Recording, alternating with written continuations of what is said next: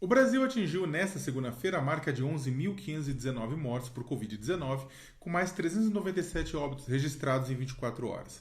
Talvez por considerar que o ritmo de falecimentos pela doença esteja lento demais e que o país aguenta um tranco maior, o presidente da República anunciou que incluiu academias, salões de beleza e barbearias na lista de serviços essenciais e, portanto, autorizados a funcionar normalmente. Fez isso sem avisar o ministro da Saúde, que acabou informado por jornalistas em uma coletiva de imprensa. Se Nelson Teich prezasse por dignidade, pegava sua máscara cirúrgica, seu álcool gel e largava o isolamento irracional que se impôs ao aceitar o cargo nessas condições. Bolsonaro, que já chamou quarentenas de inúteis, defende que elas não evitam mortes por coronavírus e, consequentemente, todos devem voltar ao trabalho. Ao dizer isso, o presidente se faz de tolo, porque sabe que a ação é para evitar um tsunami de infecções e retardar o colapso do sistema de saúde, medida que pode evitar centenas de milhares de mortes. Mas parece não se importar. A princípio, se um estado ou município tiver uma posição sobre serviços essenciais mais restrita, ela fica valendo até que o Poder Judiciário decida se essas esferas eram competentes para tanto, amparados por uma decisão do Supremo Tribunal Federal. Mas percebam o quanto o presidente contribui para desestabilizar ao invés de agir com harmonia e garantir tranquilidade. Como anunciou naquela invasão de representantes de associações comerciais, os lobistas, ao Supremo Tribunal Federal no dia 7 de maio, ele não vai parar de tentar desgastar as medidas de isolamento social, pouco a pouco. Se tivéssemos um líder articulando com governadores e prefeitos um plano nacional para entradas e saídas de regiões do país nas quarentenas, baseado em indicadores médicos e científicos, salvaríamos vidas e evitaríamos um impacto maior na economia.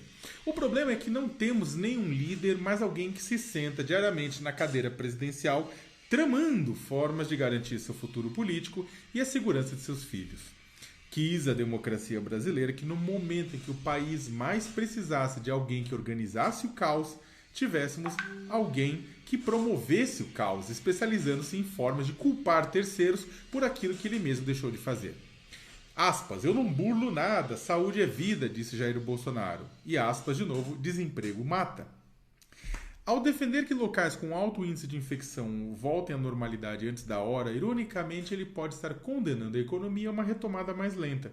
Teremos trabalhadores sendo contaminados por colegas nos locais de trabalho e no transporte público, levando o vírus para casa a fim de matar os que lá permaneceram, a despeito da ficção do isolamento apenas de idosos e pessoas imunodeprimidas que Bolsonaro defende vez ou outra. Bobagem. Felizmente, o Supremo Tribunal Federal considerou que são inconstitucionais os trechos da medida provisória 927, editada por Bolsonaro, que dificultavam que a Covid-19 fosse considerada como doença ocupacional. Veja só. Para além do impacto nas pensões a serem pagas pelo INSS, os empresários também podem arcar com indenizações altas, caso obriguem o retorno dos funcionários e eles venham a contrair a doença ou morrer por causa dela. Você tem uma série de juízes, de procuradores, como a Noêmia Porto, que é presidente da Associação Nacional dos Magistrados da Justiça do Trabalho, que dizem que inclusive a infecção no momento de transporte, de ida ou de retorno ao ambiente de trabalho também pode ser considerado também responsabilidade do patrão. Seria ótimo se tivesse uma Angela Merkel, primeira-ministra da Alemanha, ou uma Jacinda Ardern, primeira-ministra da Nova Zelândia, que não afundaram a cabeça no negacionismo, garantiram transparência às ações do poder público e articularam esforços nacionais para combater o problema. Nesses países, menos pessoas vão morrer, proporcionalmente, em comparação ao Brasil, e o fechamento da economia, que foi planejado, articulado e respeitado, será mais curto e, portanto, os danos econômicos menores do que no Brasil.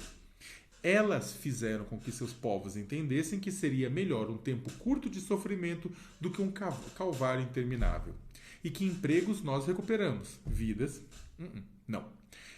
Mas já seria um luxo se contássemos com um presidente que não fizesse simplesmente nada para atrapalhar, como trocar de ministro da Saúde em meio à pandemia, incentivar aglomerações e manifestações pró-ditadura, inspirar carreatas da morte em nome do fim do isolamento, ou tentar levar lobistas para a Suprema Corte para tentar reabrir a economia. sem contar o passeio de jet ski para celebrar os 10 mil mortos pela doença. Diante disso, é possível concluir que o Brasil só teria a ganhar se o Congresso Nacional tivesse o poder para considerar a presidência da República um serviço não essencial neste momento, desobrigando Bolsonaro de trabalhar durante o período em que durar o estado de calamidade. Considerando a capivara de desserviços, o país agradeceria se neste momento ele se abstivesse de tomar decisões. Qualquer decisão.